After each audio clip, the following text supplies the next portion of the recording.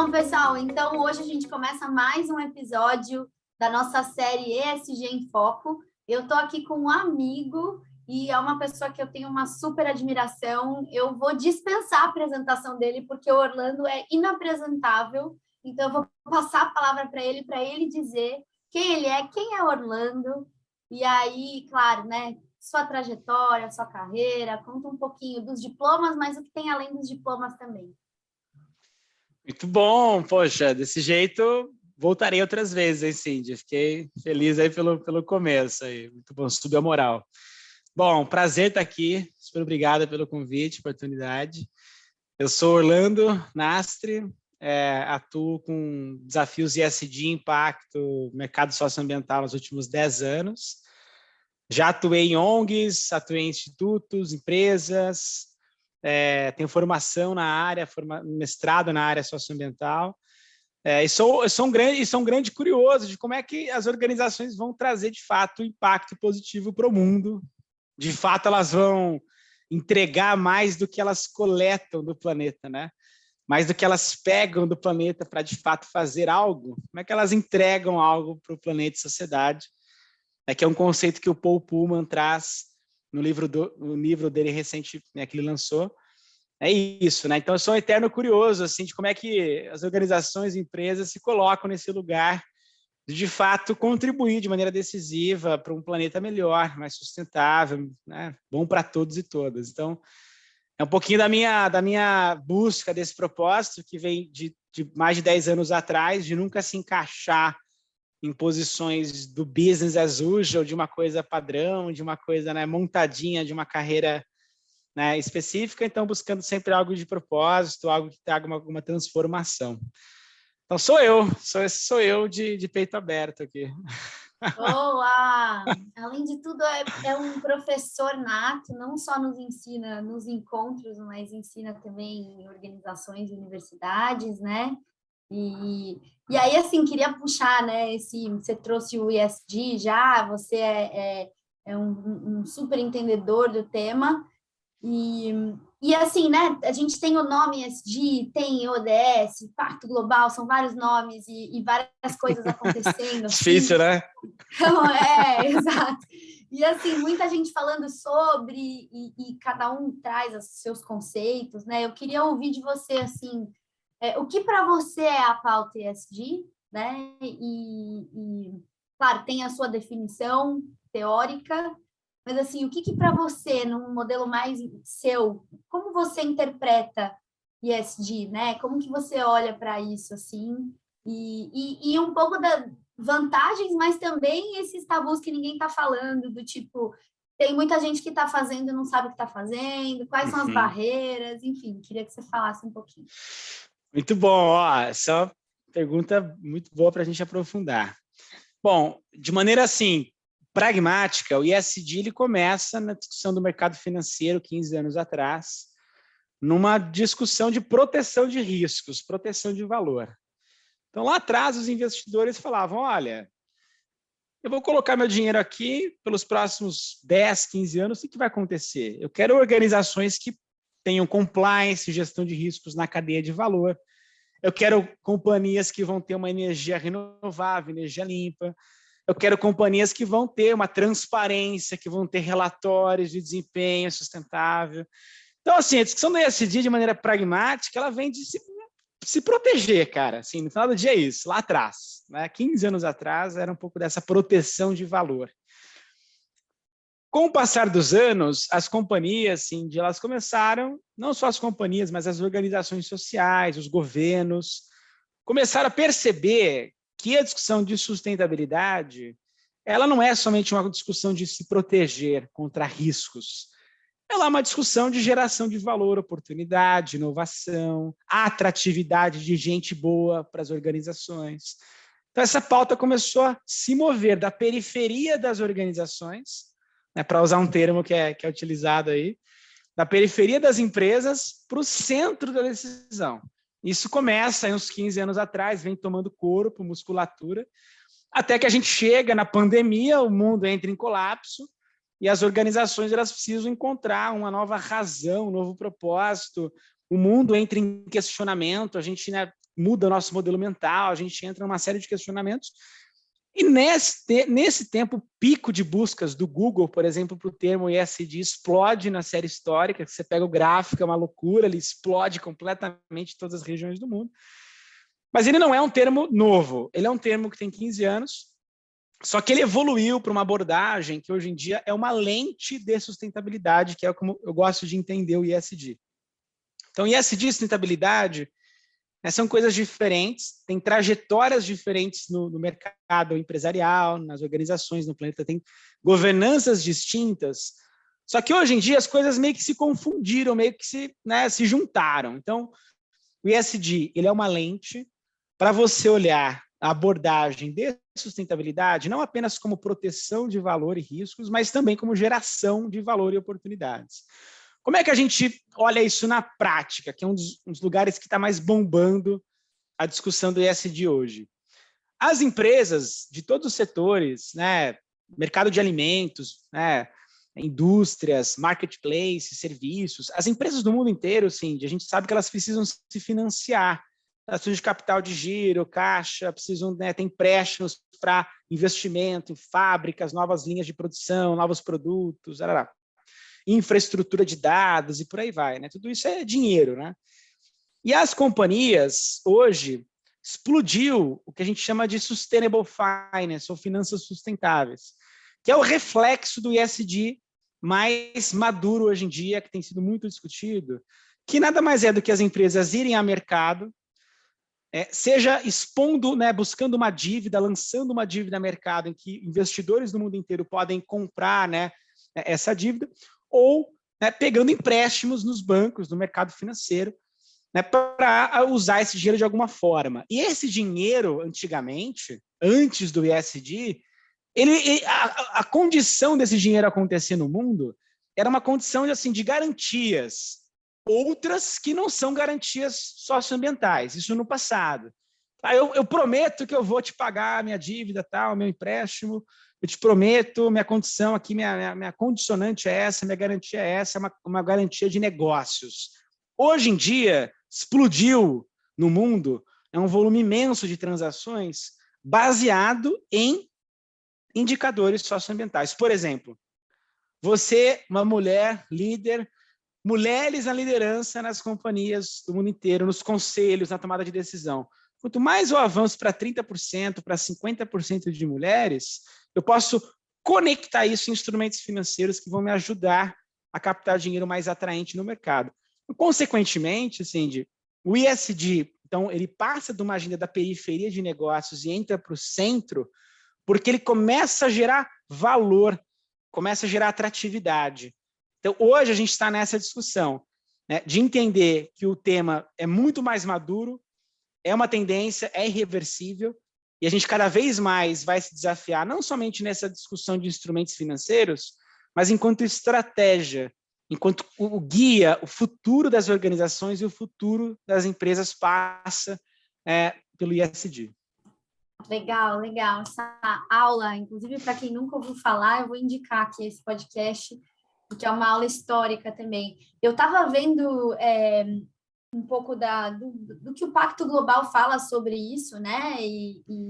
Enfim, dessas notícias todas, acho que você está por dentro também, eu faço parte de um dos grupos lá do Pacto, então a gente acaba recebendo muito essas informações, e aí eu recebi essa pesquisa que a PwC fez, mas foi de 2020 a pesquisa, né? Então a gente está falando lá atrás, e que ela contou que 57% dos fundos europeus iam considerar ESG até 2025. E eu fiquei pensando assim, 57% eu tô achando muito pouco. Até 2025, né? Assim, é muito tempo. A gente está em 2022 e 57% é muito pouco. E o que eu tenho visto, eu não sei se é porque a gente está numa bolha ou se é porque realmente é isso, né? É pauta de investimento, é pauta do mercado. O que eu tenho visto é muito mais gente falando sobre isso, né? Sim. Eu queria te ouvir, assim, você acha que...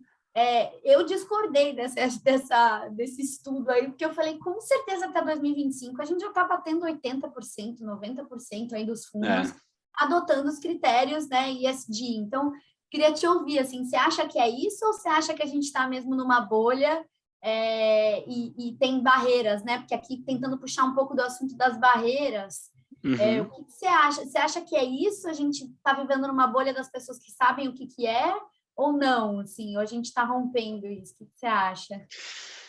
Eu acho que você está certa na tua provocação, cara. Acho que assim, esse movimento ele vai se consolidar cada vez mais. E tem alguns motivadores assim, e alguns fatores de pressão que são fundamentais nessa história toda, né? Por exemplo, quando a gente pega o principal tema material ESG do planeta, é a discussão climática, né? Então, a agenda climática, todo mundo fala disso, emissões de carbono, blá, blá, blá. E aí você fala, poxa, mas por que esse troço é tão pesado e está influenciando tanto? Porque a gente tem, de verdade, um risco de extinção, de acabar com o planeta, com a nossa espécie no longuíssimo prazo. A gente não tomar decisão agora, é um ponto de virada, né? Dado o momento, a gente não vai conseguir voltar mais, a gente vai colapsar os nossos ecossistemas, tá? Nossas cadeias produtivas de alimentos, as nossas fases do ano, né? Períodos do ano, enfim, tudo isso é um risco latente, é um risco que está na mesa.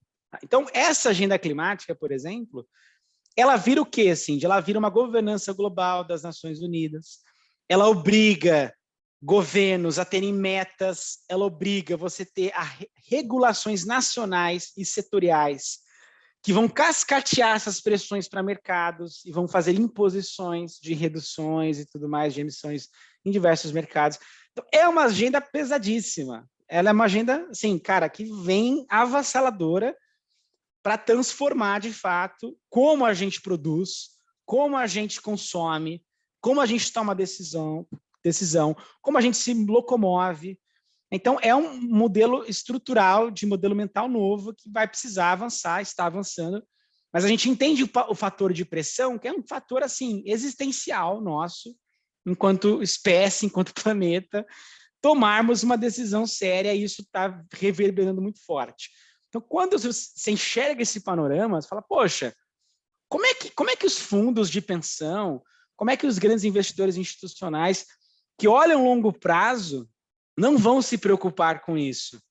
Porque as empresas que eles investem hoje, será que elas vão existir para daqui 10 anos? As empresas que operam petróleo, ou cadeia de petroquímicos, tal, que são grandes detratores climáticos, o quanto que, de fato, eles vão continuar nos próximos 10 anos competitivos, né? Então, eu acho que, assim, está super certa. O ESG está virando mainstream. O problema, Cindy, são os parâmetros.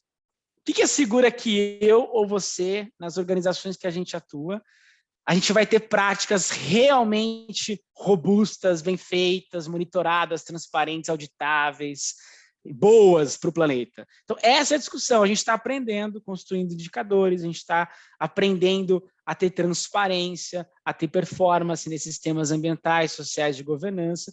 Clima é um tema muito mais forte, estruturado, mas, por exemplo, temas sociais são muito mais frágeis, temas como biodiversidade, água, são temas ainda em desenvolvimento.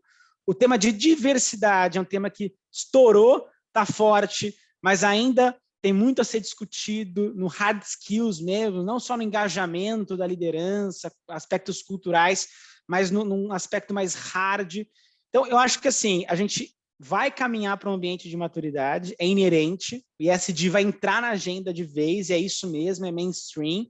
Agora, tem um caminho de o como, né? Os parâmetros que a gente vai se desafiar enquanto mundo, enquanto sociedade, enquanto empresas, para de fato subir essa régua no médio prazo. Não tem resposta, as coisas não estão claras para a gente ainda.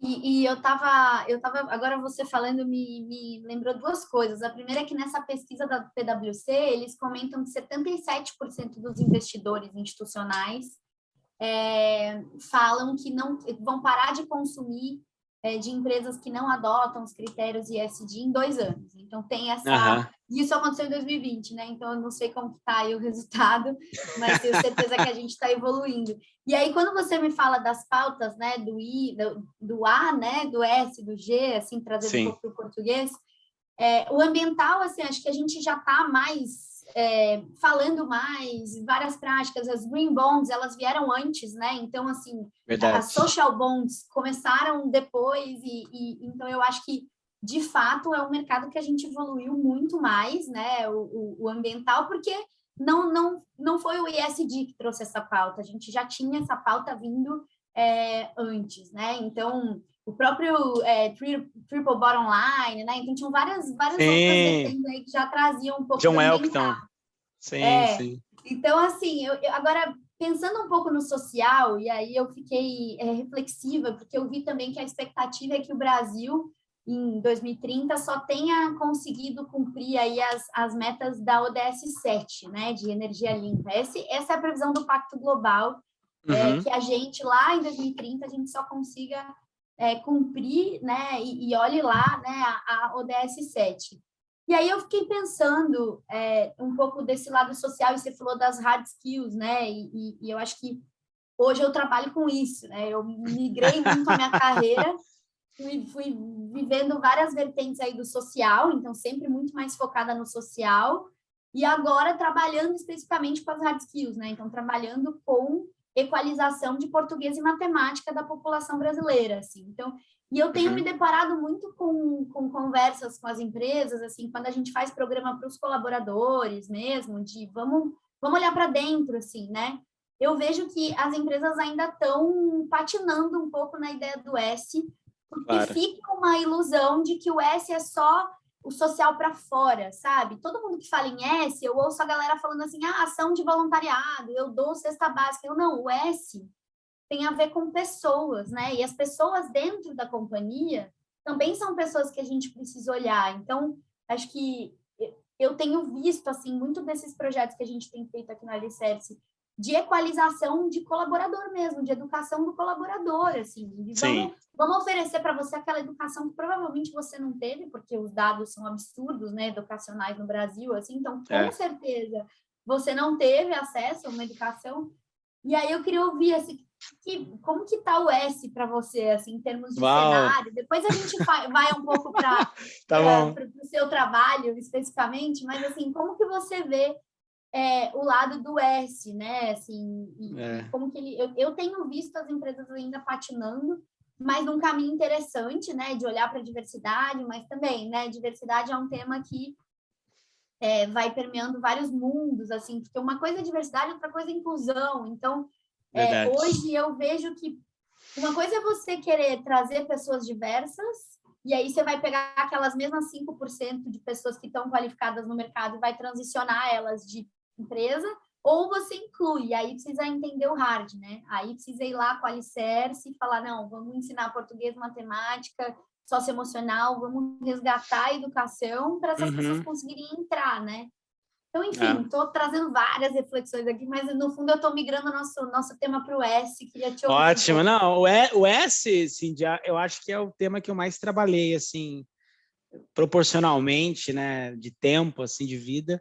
E o que eu acho, assim, o S, ele foi muito sempre pautado, muito de maneira pulverizada, a agenda, seja numa discussão de investimento social privado, seja uma discussão de negócios de impacto, de aceleração, fomento, ou seja numa discussão que traga diversidade, né, engaje, né, voluntariado corporativo que você falou. Então, na minha cabeça, o S ele foi muito pulverizado, né, nos últimos anos em diversas iniciativas empresariais, organizações de Estado Civil também muito fortes, né, uma sinergia de política pública, olhando stakeholder, olhando a companhia, as organizações. Então, de fato, é muito pulverizado e eu sinto dificuldade de enxergar quais são esses parâmetros que vão reger a performance, quais são as melhores metodologias que de fato são replicáveis ou escaláveis.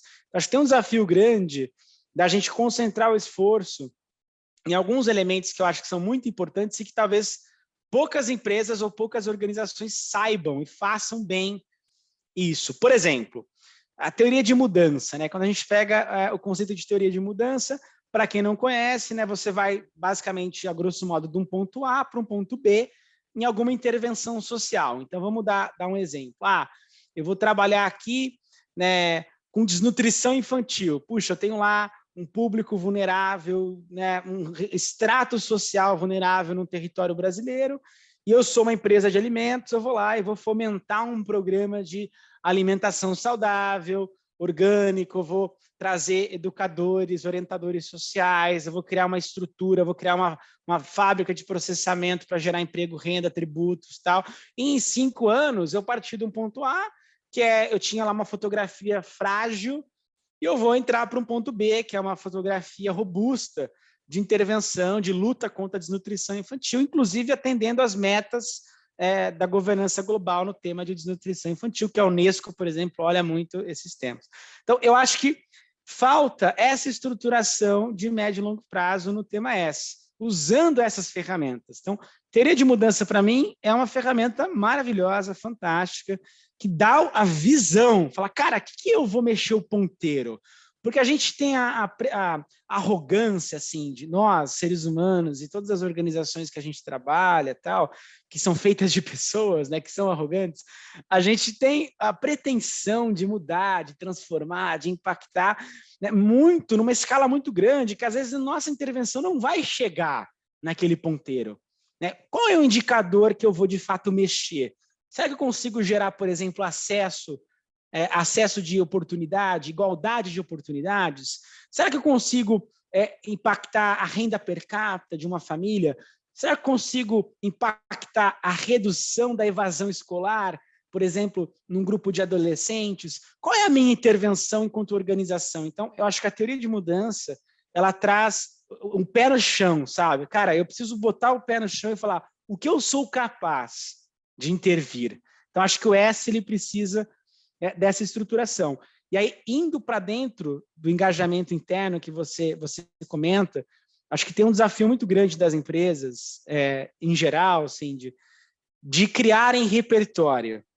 Como que a gente vai criar uma cultura ESG nas companhias, fortalecer a liderança, demonstrar que essa discussão de ESG não é somente uma discussão ambiental, mas é uma discussão das empresas, do coração dos negócios, das organizações, de um futuro melhor para todos e todas, que no final do dia é isso que a gente está fazendo. Então, fazer repertório, né? Eu sou muito demandado nesse aspecto em lugares em que eu atuo com formação, né, em diversos públicos de empresas, organizações de sociedade. E eu percebo essa carência de falar, eu preciso formar as pessoas, eu preciso mostrar que existe lá fora um novo mundo que está sendo construído. Então, na minha cabeça, são essas duas contribuições do S. De um lado, teoria de mudança para, de fato, ter intervenções que nós vamos gerenciar de verdade. E isso evita o greenwashing, isso evita boato, evita lorota, que as companhias vão, de fato, transformar, e elas não vão, elas vão ter uma concentração, né, muito específica no que elas podem entregar. E o repertório, garantir que a gente vai engajar a liderança, vai engajar os funcionários, empregados, em torno de uma causa que é transformadora, porque o ESG ele tem muito essa pegada de motivação, né, de transformar. Então, o repertório é uma chave aí que a gente precisa realmente avançar. Né? Demais, demais. Eu fiquei aqui energizada enquanto você falava, porque teve uma coisa que me pegou muito assim no alicerce, que tem a ver com medição, porque eu trabalhei, né, há 7 anos aí trabalhando com desenvolvimento social, e nessa discussão de qual que é a medição possível, como que a gente mede resultado. Então, tem INSPER trazendo metodologia de impacto. INSPERmetrics, sim. Então, a gente tem sempre as métricas, mas assim, fica todo mundo, principalmente quando você está falando de acompanhar um grupo por 5 a 10 anos, né? Então, é ainda mais difícil você medir. Então, e aí aqui, te contando um pouco, né? A gente mede resultado a gente faz monitoramento de resultado por aprendizagem. Então, o que é interessante, assim, até esses dias eu estava numa reunião e aí falaram, vocês dão um certificado de horas para os nossos colaboradores, porque eles vão ficar felizes, né, de ter um certificado, de que eles fizeram e tal. E aí a gente falou, sim, a gente entrega horas, mas o mais legal é entregar a métrica de habilidade. Então, assim, qual que é a habilidade que ele não tinha e que ele passou a ter? Esse monitoramento, eu acho que é o mais interessante, assim, de você... Claro.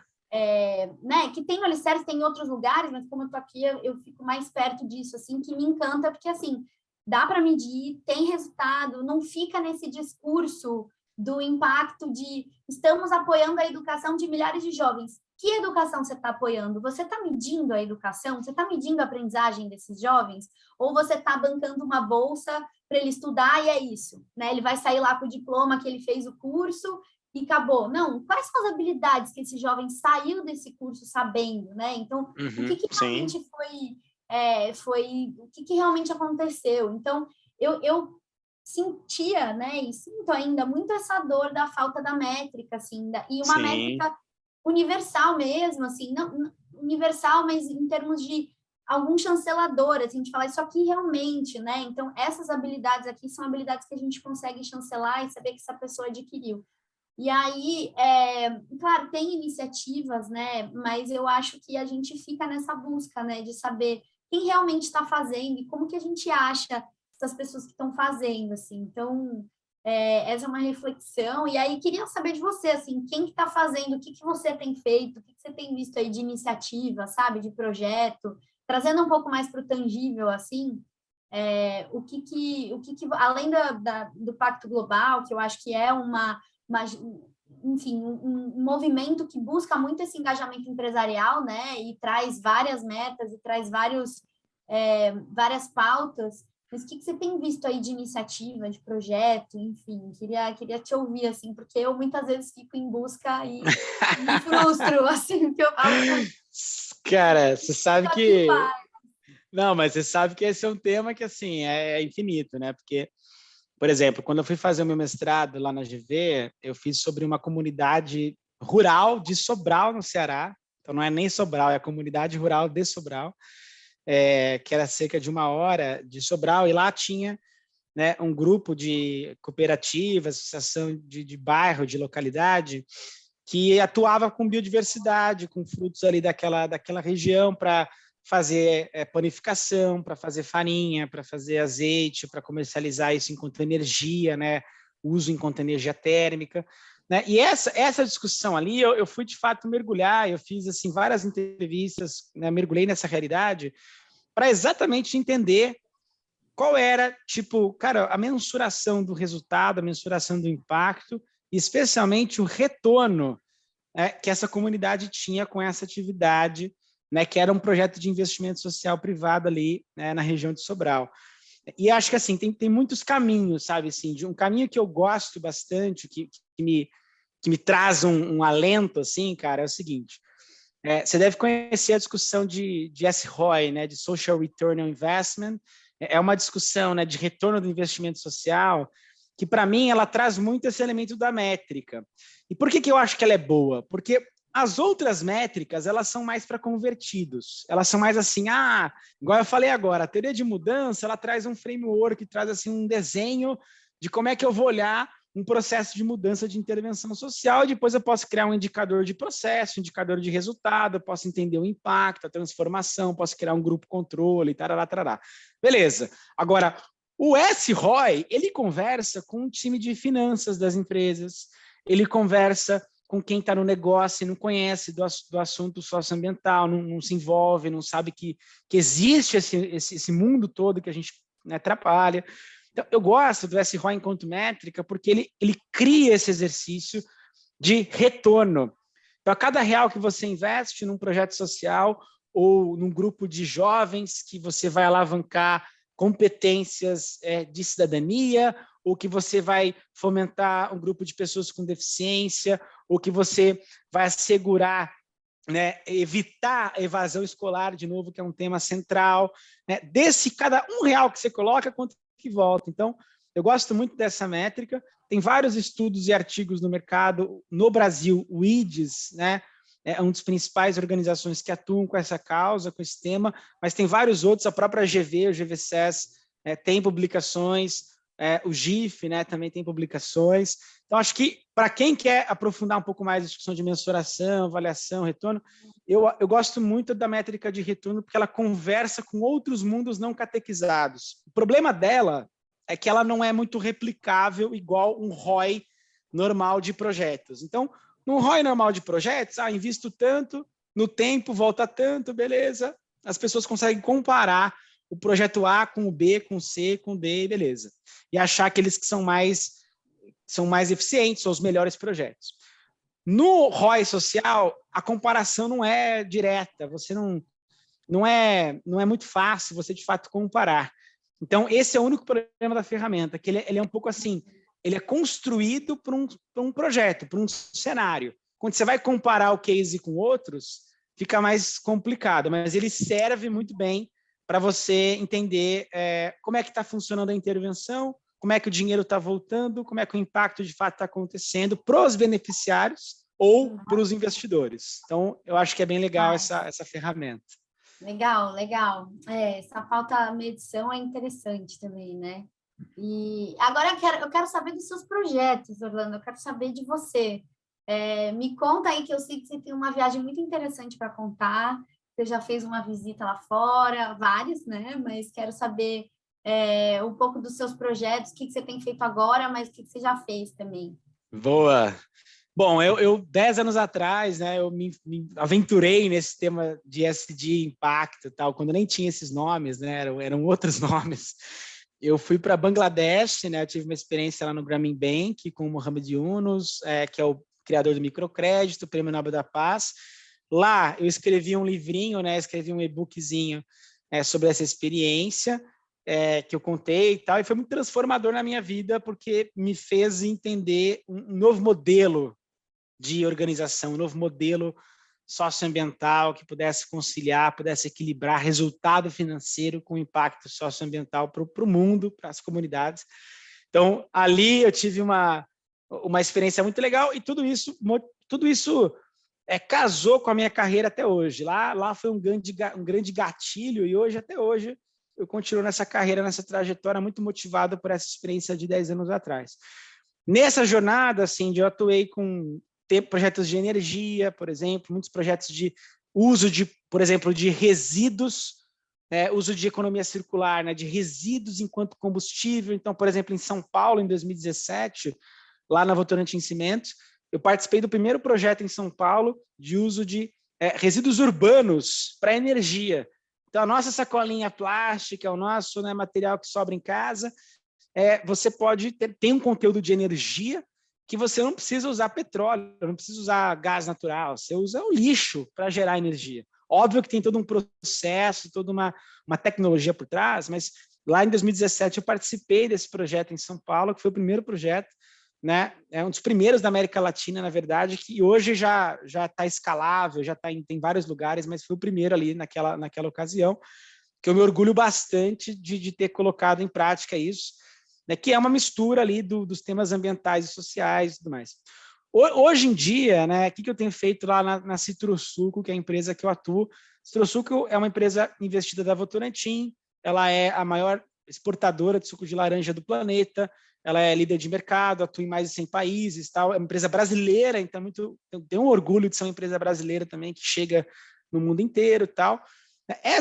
Nessa companhia, a gente está muito forte na agenda climática, então a gente fez um compromisso de longo prazo de redução de emissões de carbono. Nós estamos fortes na diversidade, tivemos um compromisso de mulheres e negros em posições de liderança.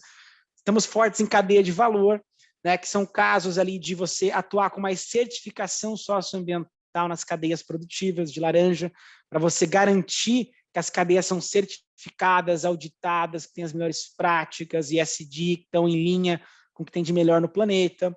Então, essas agendas são agendas estruturantes que eu tenho atuado muito forte hoje, né, buscando olhar para o futuro e agora aterrissar, né? Falar, tá bom, então olhei para frente, coloquei metas, fiz adesões em compromissos públicos, assumi ambições, e como é que eu vou desdobrar? Então, hoje, grande parte da minha energia é assegurar rollout de projetos estratégicos, projetos que vão requerer investimento, que vão requerer articulação com órgãos públicos, com entidades internacionais.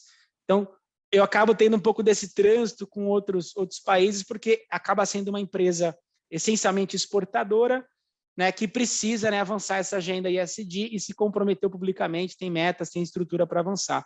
Então, um pouco de algumas experiências que eu tive, algumas coisas que eu tenho tocado aí que me traz muita alegria, muita vontade de fazer essas coisas todas. Boa, muito legal, muito legal.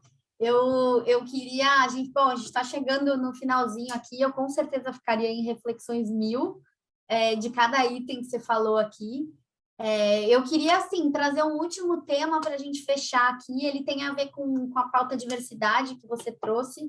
Eu queria saber um pouco desse desafio, né? Porque a gente está falando de indústria, especificamente, né? No seu caso, assim, então, como é esse desafio de incluir mulheres, por exemplo, na indústria, assim, e como tá para você, assim, olhar para isso? E a diversidade como um todo, né? Então, pessoas negras e tal, vocês têm feito... O que você está pensando em fazer, assim? Porque essa é uma dúvida minha em vários lugares. A gente aqui tem feito vários projetos relacionados a isso, né? Então, queria te ouvir também. E aí, se você puder fechar com um recado aí para a galera que está dentro do ISD já, então, falar para convertido, assim, mas deixar uma mensagem aí que você acha que é importante para os convertidos do ESG. Boa, não, diversidade, primeiro, diversidade completamente correlacionada com inovação. Tem vários estudos aí internacionais demonstrando isso até cientificamente, né? Quanto mais diverso um lugar em diversos termos, né? Étnico-raciais, em questão de gênero, né? Cara, diversas discussões culturais. Quanto mais diverso, né? Geracional, quanto mais diverso você é, obviamente, mais inovador você vai ser. E é muito simples de entender, né? Assim, as pessoas diferentes, elas pensam, elas se complementam, cada um tem sua capacidade, sua jornada, suas histórias, suas competências. E óbvio que elas vão produzir coisas maravilhosas, coisas fora da caixa, porque elas têm trajetórias de vida, né, diferentes. Então, as pessoas vêm de lugares diferentes, carregam, né, uma série de coisas, né? E aí, a diversidade, para mim, ela é uma alavanca. Que bom que ela explodiu, né? Teve um boom, assim, cara, uma exposição, e tá todo mundo correndo atrás de ser, de fato, uma empresa mais diversa. Mas você colocou um ponto importante, que não é somente a diversidade. Você falou da inclusão, né? E também tem a questão da equidade. Então, não adianta a gente ser uma organização diversa. Vou colocar negros, mulheres em cargos de liderança, porque hoje eu tenho menos percentualmente do que eu poderia ter. Beleza, essa é uma constatação, agora eu vou trabalhar para ter mais, né, negros e mulheres. Agora, quando eu olho assim, o meu ambiente organizacional, a minha cultura, né, a preparação da liderança para, de fato, receber e sustentar essas pessoas no tempo, para que elas possam ter um ambiente de segurança, uma segurança psicológica, possam ter as ferramentas adequadas para trabalhar e se desenvolver, e que a gente quebre silos, né, quebre resistências e barreiras que as organizações têm. Eu acho que esse é o grande desafio, né, de toda e qualquer companhia do mundo hoje que está se desafiando a ser diversa. Então, quebrar culturas, rituais e silos que se consolidaram nos últimos 10, 20, 30, 50 anos. E a gente sabe o quão difícil é isso, né? A gente pega a exemplo a nossa sociedade brasileira, super patriarcal, machista, sociedade cheia de... carrega um monte de coisas viciosas, erradas, em termos, né, do ponto de vista de vieses inconscientes, preconceitos. Então, uma série de problemas, né? É difícil mudar, mas a gente está vendo a evolução na sociedade brasileira, a gente tem sentido em alguns lugares, algumas ilhas de mudanças, enquanto alguns lugares até retrocessos, mas é muito difícil, você vai devagarzinho. Eu acho que as organizações é isso, garantir um ambiente diverso, mas também que traga equidade, traga inclusão no tempo, que sustente isso no tempo. Então, acho que essa é um dos maiores desafios de diversidade que eu tenho visto. E, para fechar, né, você falou de... Você quer falar alguma... Eu ia fazer um comentário, assim, faça todos. Essa sua reflexão, assim, que eu acho que é um desafio, né, a inclusão e a cultura mesmo que vai receber. A gente tem projeto com PCD aqui, essa é uma preocupação grande, assim, como que essas pessoas também vão ser recebidas. Mas eu também, assim, tem a parte de como a alta liderança e os funcionários vão receber as pessoas, mas também tem como que a gente elimina as barreiras de entrada ou capacita as pessoas para que elas consigam acessar o processo, né, de seleção e recrutamento, assim. Então, acho que tem dos dois lados um grande trabalho, né? Tem um trabalho interno de vamos cuidar de como as pessoas, o clima organizacional, a cultura recebe o diferente, os diferentes, né? E convive com essa democracia que tem a ver com todo mundo diferente vivendo no mesmo lugar. E, ao mesmo tempo, como que a gente coloca essas pessoas para dentro? Né? Em Sim, maioria, as pessoas negras, elas são analfabetas funcionais. Essa é a maioria. Isso é estatístico. Então, sim, também, como que eu proporciono um processo para que essas pessoas consigam acessar, né, o meu recrutamento, consigam acessar aqui o meu processo seletivo. Então, eu acrescentaria também essa outra ponta, assim, que eu acho que... mas é que eu acabo tendo esse viés porque eu estou trabalhando com isso agora. Então, eu fico muito nessa... como eu vejo né, eu vejo cursos de tecnologia, vamos formar programadores.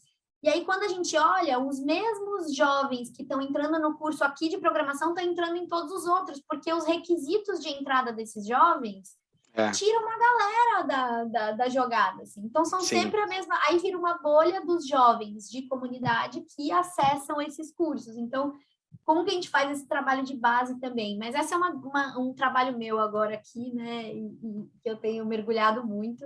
E aí, vamos lá Sim. para a sua mensagem final. Vamos lá, que eu estou ansiosa Não, para ouvir. não, mas é isso. Eu acho que o acesso, né?